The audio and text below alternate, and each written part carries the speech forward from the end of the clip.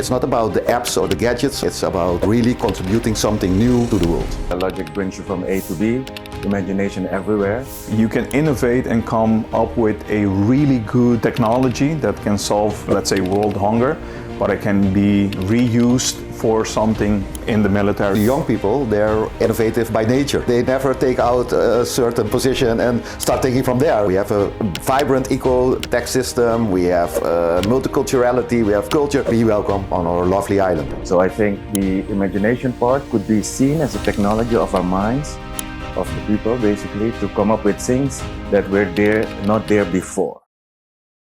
So welcome to this special podcast series called Tech Meets Curacao, powered by Ngrane in collaboration with 𝐶NEX, Curacao Investment and Export Promotion Agency.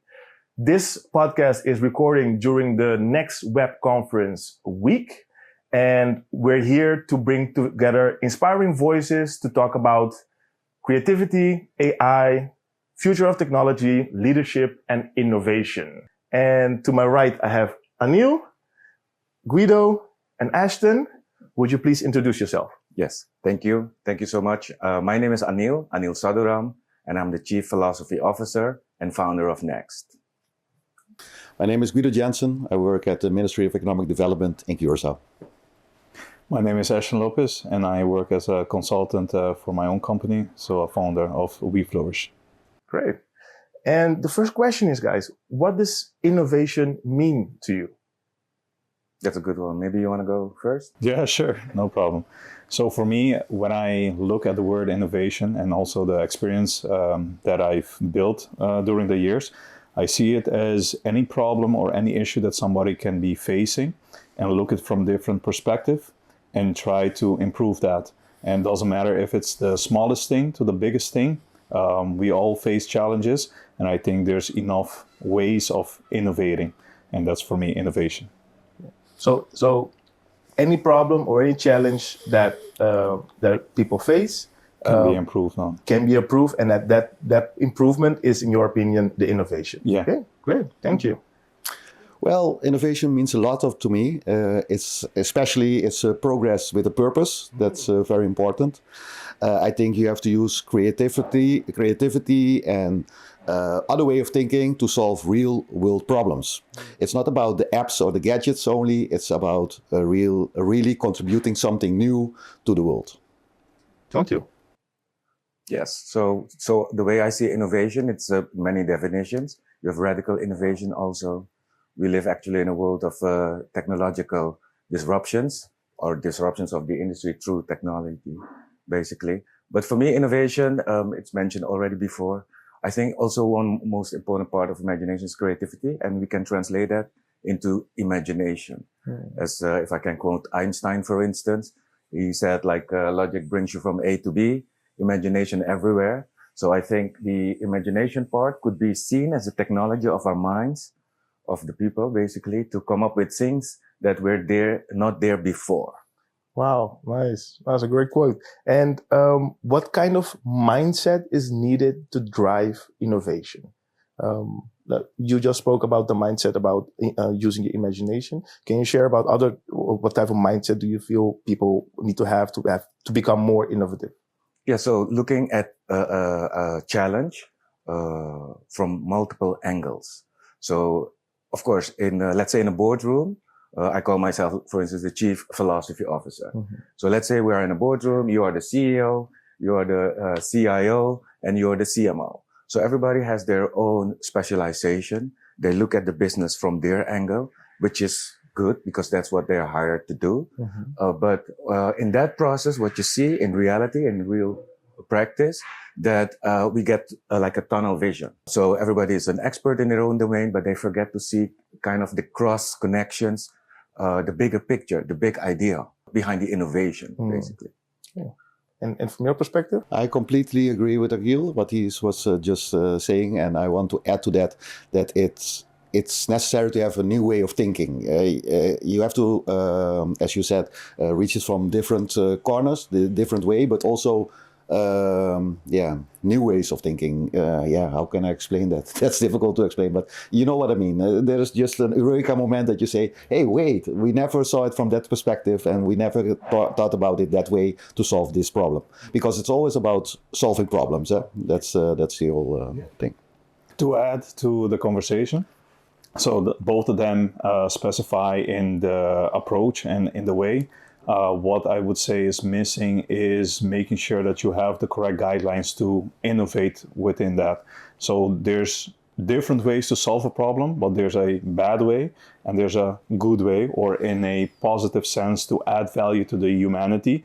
And there's ways also how you can innovate but bring harm to humanity. So it's taking that in regards and trying to innovate and improve something. That's very interesting. Do you have an example of how you're seeing those two happening? So let's take the military. So you can innovate and come up with a really good technology that can solve, let's say, world hunger, but it can be reused for something in the military, for example, that can cause more harm to the people, to the humanity. Right. So it depends how you want to innovate for that. Do I have a specific example? No, at this moment, no. So basically, both are innovation. Yeah. But we should strive to make the innovation in the benefit of humanity. In that sense, that's sure. what you're saying. Yeah. That I agree. Of course, that's totally true. Regardless of what type of innovation it is, how can we stimulate especially the youth, regardless of from Curacao or from here, to be more innovation-minded? How is that? How can we do that? You guys have any ideas? Well, I think the fun thing is that, especially young people, they're innovative by nature. And they always, they never take out a certain position and start thinking from there. It's a given. If I talking with kids, I think, well, I would have you on my board if I had the chance, because they always came up with solutions. They think, well, I didn't think about that. So I think the youth is innovative by nature, and I think, maybe you should give them some challenges, and then just let it happen. Let it flow. Let it flow. happen. Yeah, okay. I think that's the way. One thing that I think would be a positive contributor is the idea of a big idea. A big idea. A big idea. So I learned this also from, let's say, the Silicon Valley type of industry. So they come up, when they talk about innovation, they talk about the big idea. So it's not just something, for instance, that we will develop locally, but it's something, even though it's developed locally, it's like for the global user base, so to speak. So I think our youth has the technology, because technology also leads to more innovation. We forget about that, but thanks to the wheel, fire, and now mobile, internet, etc., we're accelerating the innovation. And it's what you're saying. For them, it's a given. When I was a kid growing up, things were also a given, so you don't think too much about it. But at the same time, we have the tools now. So it's just coming up with the big ideas that are really good solutions also for our society. Let's say whether it's the Netherlands or Curacao in the Caribbean, or in the Americas, that we kind of allow them, so create more like an atmosphere, a culture of innovation, rather than telling them what they should do, because probably they already have great ideas. A concrete example is just this setting where we are now. When we grew up, when we went to the schools, we didn't think about this being a profession, making podcasts, to have a conversation about innovation, for instance. Yeah, interesting. And you did mention when you were growing up, that brings me to exploring more about how did growing up or your upbringing in Curacao influence your thinking of innovation and anything in that area. So, and that goes for all of you, of course. Well, I think it has a lot to do with it. As you know, in Curacao, we have to work often with less favorable situations. So it teaches you adaptability and flexibility, creativity, how to deal with certain situations. And I think that makes that you're innovative by nature. You're always looking for the optimal solution to get things done or to make things happen. So I think, it has a lot to do with it if you grow up in Curacao, about your innovative entrepreneurial way of thinking. Yeah, for sure. And how was your bringing? I would say that anybody that came from Curacao, because you know 3 different languages, you get yourself also in different situations where what he just mentioned, that it's challenging by nature, that you need to be creative. Okay, great. And now how do you structure that, or where do you place this person to facilitate that growth and direct them to that part of innovation? Because just to come back to the conversation also, you already have the tools. They already have it by nature. They have the latest iPhone. They also have ChatGPT. They have internet. And so there are some tools that they can already get the information by. But how do you then foster and bring everything together so that they also understand what kind of tools they have in their hand? What can they build with it? So that inspiration part, I think what we're doing now is in one side of it, but also just making sure that we have organized more of these kind of events to make sure that we can inspire also other people to start thinking more innovative way. Yeah. Great. Yeah. Good point. Good point. Yeah, and it doesn't have to be just technologies, right? Maybe that's like the dimension we are in right now, with the big AI, big ideas over there. But we, for instance, in Curacao, where we are based, we have the ocean. So, and it's an island, so it's and multiple islands. So it's a different way of living also. And most of us, in our region, when we grew up, we had to leave the islands also. So we came to the Netherlands, some of us, others went to the US, etc. But we didn't have the technologies, basically, so we had to leave. Now we have the internet, we have the video conversations, we have access to sources that, you know, are biggest libraries, basically. So it's the inspiration indeed, fostering the culture, creating also like what we would call an ecosystem. So people from diverse backgrounds also. So not just technology people, I would say, right? Yeah. But also people that knows much about marine life, for instance. So how we can translate that also for us in the islands and see that as like a blue ocean type of innovation concept. Right. It's interesting that you're saying this, because basically you're giving a call to action to everybody, especially the youth of Curacao, saying, before you even look outside, you already have the resources here on Curacao, and start thinking how ways to use that. Exactly. And we already got the internet connection. That's like the bridge, the digital bridge to bring us as a community together, even though you're not always at the same time in the same place. In the same place. Interesting. To that point of the internet, of course, that makes a huge difference. I remember in my youth, I'm a little older, that we had to go to the library and find the books and then make copies and then go home and then think, oh, I should have known that. But nobody in your near distance who could tell you that. Nowadays, if you want to be innovative, I don't know if it's easier, but at least the sources are there in plenty. There are plenty of resources around you to find information and to think creatively. It is. I do think that they have other challenges as kids, because now it's skipping every second. And so you need to try to, what he also mentioned, foster that place that they are challenged to think bigger, think broader than what they see every day. And I think that's the biggest challenge, right? So if you are always on the island and you always see what you see every day, then your problems are much, much, much more bigger than somebody in Netherlands telling you, hey, you need to go innovate. Right. It's like, hey guys, this is my problem. How do I solve this? I need to eat today, or I need to resolve these challenges with kids or family or any other challenges that they may have in their life. Right. So bringing us together is already a start. Yeah. So that's a great point, of course, because it's easier for us to sit here and say, of course, people should use whatever they have, but there is a way of thinking, or I would say a prioritization in challenges that you're facing that might block basically the freedom to think in innovative ways.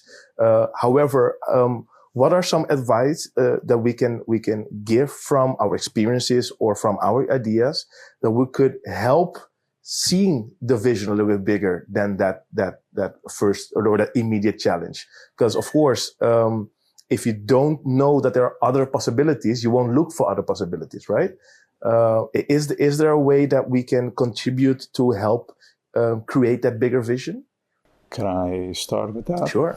So I think it starts at school, and start from kindergarten, and make sure that you have some fairs, so science fairs, challenging fairs, or you have these events of 3 days that nobody sleeps. It's like combining the company, the kids, and with other, professionals, and they come together and to solve a problem together. Right. And then you have different levels. So you have the seniors, the mediors, the juniors, or they don't know anything, but they just creative people that want to build something, and then just provide them the tools, 3D printer, some mechanism that they can build upon each other.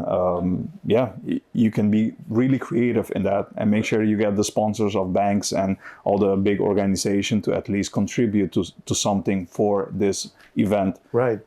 I think something like that can help for sure. Can help, So you're saying from the business community to connect that with the let's say the young children in order to bridge that gap into that way of thinking. Is there a way that we can make that possible? Of course, also from your background, are there any ideas, or is this something that already exists? That's also a question. Well, there are different initiatives that work on this way. For example, we have 𝐶ITI, the Curaçao Information Technology Institute, that every year organize innovation awards. So companies are stimulated to come up with innovative ideas and to present them, to give their pitch and see if they can end up winning a reward for that. So I think that's a very good initiative. There are also hackathons, also organized by 𝐶ITI, but also other organizations. I think hackathons is the most fruitful way to stimulate innovation. Why? Because you start with the problem. You start with a problem. You don't start with a product or with the idea. You start with a problem. And okay, tell me how you're gonna solve this problem in 2 days. Yeah. And I think that's a beautiful way of stimulating innovation. And yeah, you're always surprised what kind of creativity comes loose when that's the approach. Okay, here's your problem, deal with it, make it work. Is that something that you were thinking about, the hackathon type of thing? Yeah, for sure. I would say try to make it more consistent, or during the year, or try to make technology part of the day-to-day activities from the school programs, so that they can start learning what they already need to know, or need to know in the future. In the future. Yeah. Okay, great. So this question is mainly for you, Gwido.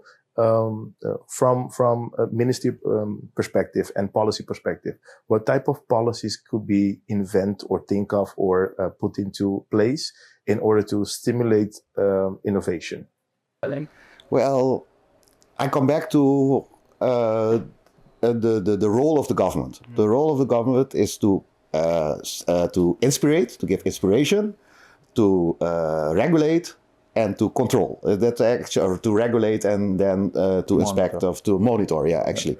So where comes innovation in this way? That's in the inspiration part. So you try to new initiatives. You try to subsidize them or create them, but I think a big role is there for the private sector to play, because all the innovation to make it commercial work has to be done by the private sector. So we as a government, we can bring up a lot of innovative ideas, but if there's nobody to pick it up, then it's wasted energy. So I think that the private sector has a very big role to play in being innovative. And don't forget, as a Caribbean, we are a superpower. The way of our multilinguality, as you mentioned, and the way we work all together and all those things, and the way we have to do more with less. I think it's a beautiful place to innovate. It's you have a small island, a small jurisdiction. So for fintech example, you have the perfect piloting ground to see if something works, to experiment, to change, and then to scale internationally. And so, yeah, there's nothing stopping the private sector, I think, to innovate more. Can I ask something? Yeah. So from the private sector, I've heard some of the comments already. And for them is like, hey, we can start, but then is there any support they can get financially to do the primary investment? Because in the end, they're taking the lead, of course. And then for them is also, hey, we're doing an investment. It's going to help also the country or the locals. Is there something that to meet halfway in a way of saying? So in Netherlands, you have some, how do you say that? Some financial sustenance to help them out. Do we have that also in Curacao, or is that a bit more difficult? It's a bit more difficult. As you know, the resources are more tight, for example, in Curacao. Yeah. But yeah, we have, of course, the innovation box system. If you can prove that your the idea was really created in Curacao, you get the zero tax advantage. If you export it, of course, there you have it again. You have to be ready to export to get the advantages. It's not in the first stage that we say, okay, great guys, here's some money and start working on. No, those kind of. So maybe if I can, maybe that's what I was mentioning with the Silicon Valley. I'm not saying Curacao should become the Silicon Valley. I know that many countries look at Silicon Valley, especially when it comes to digital innovation. And they aspire that, right? But if you look, and I went to Silicon Valley in the past just to get inspiration also and learn from how they do it. So they had like a big idea. So Silicon Valley, if you look at the history of it, it was part of the military industry, right? So all the garage where Apple started or Hewlett-Packard, it's part of that. So there was like this big idea or this big move. Right? A world shift, basically. So, and it was the government, with policies, basically, I'm not going to sit on the seat of the government, but actually fostering actually the space to innovate, basically, to allowing that, but also having the venture capitalist. That's part of the equation also. We forget that, and that's the resource we lack mostly, not just on Curacao.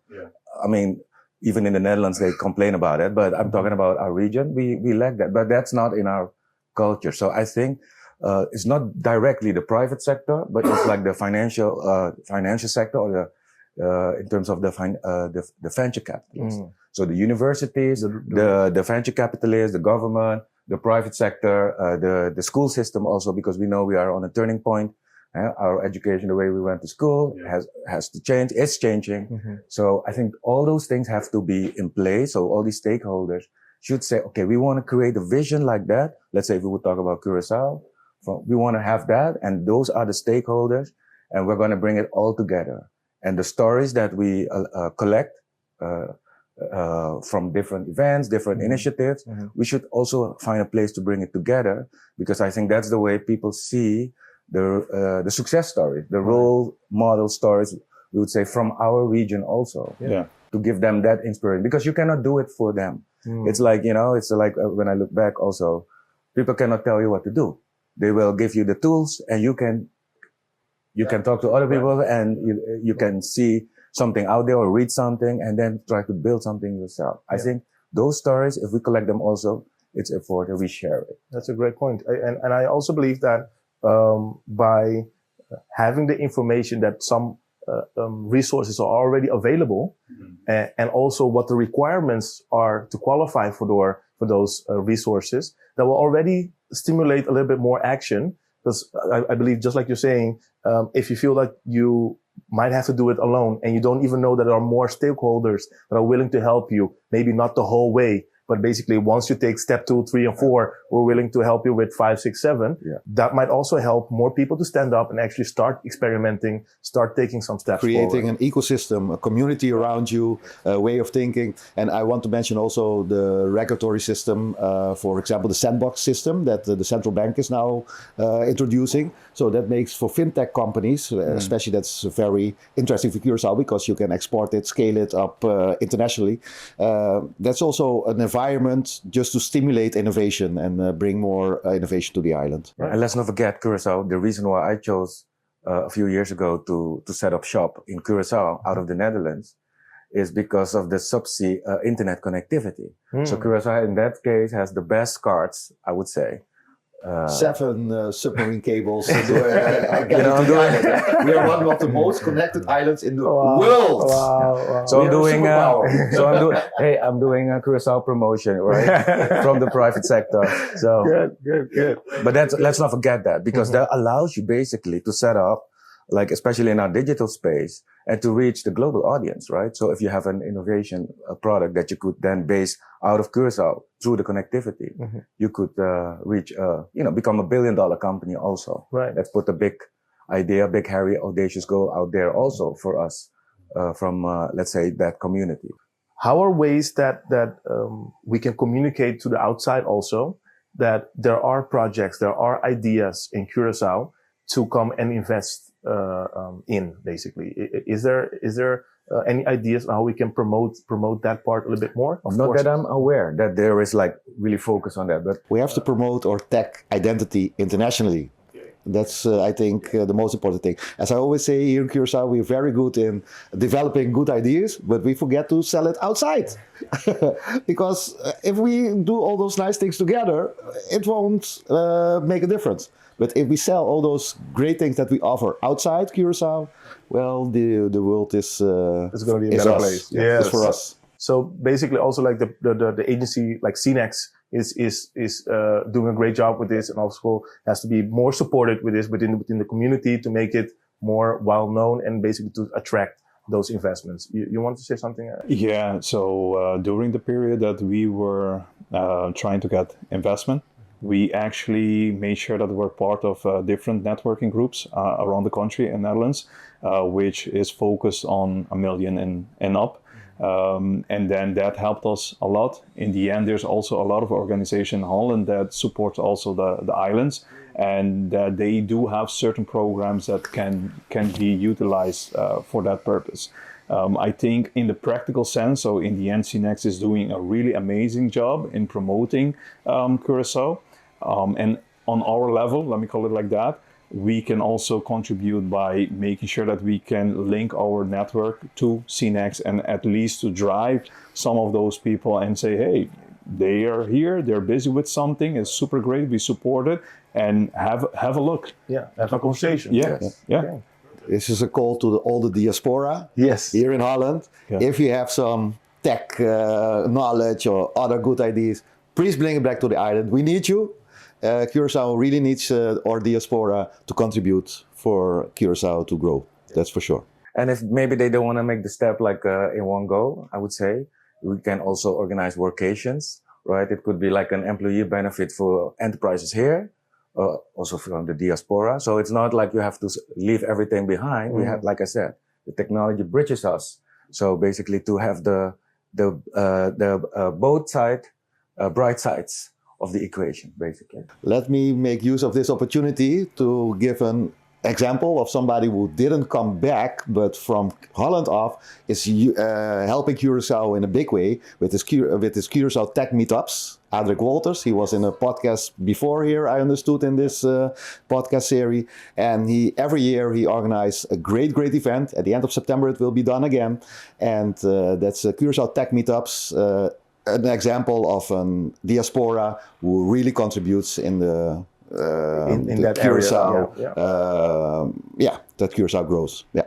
Gentlemen, we're about to wrap up. So is there any last words other than what you guys just mentioned for the people watching this episode today? I'll start with you, Anil. What I would say is I'm glad to be here. We're going to the next web, so we'll be contributing all of us together, and I'm excited about that. So we're not just individual companies here, we are as a group together, Team Curacao. So I'm excited about that, learning from other people, also getting the inspiration also from the Amsterdam community. Nice. And and also connecting with people on the island, because we live on the same island, but we have to come here to sit next to each other. This is how it goes. Already, True. Yeah. Well, especially for the people who don't know Curacao, we're not only sun and beaches, but we are a lot more. We have a vibrant eco-tech system. We have multiculturality. We have culture. Come to see it for yourself and enjoy Curacao. So be welcome in this on our lovely island. Nice. My words would go to everybody on Curacao. I think that you guys have a lot of potential. You have all the tools in hand. Of course, there's difficulties, but I believe that if you connect with the right people and even try to go out of your comfort zone and approach them, you will get a long way, because we would love to support the people that really want to innovate. And I think if you approach any of us, we will answer back, send an email, send a message. We are here. So thank you everybody for watching this episode. Leave a comment, a like, and share this with whoever in the network. And we'll make sure to include the links to resources in the description below. And make sure to watch the next episode. Thank you. Thank you, gentlemen. Thank you very much.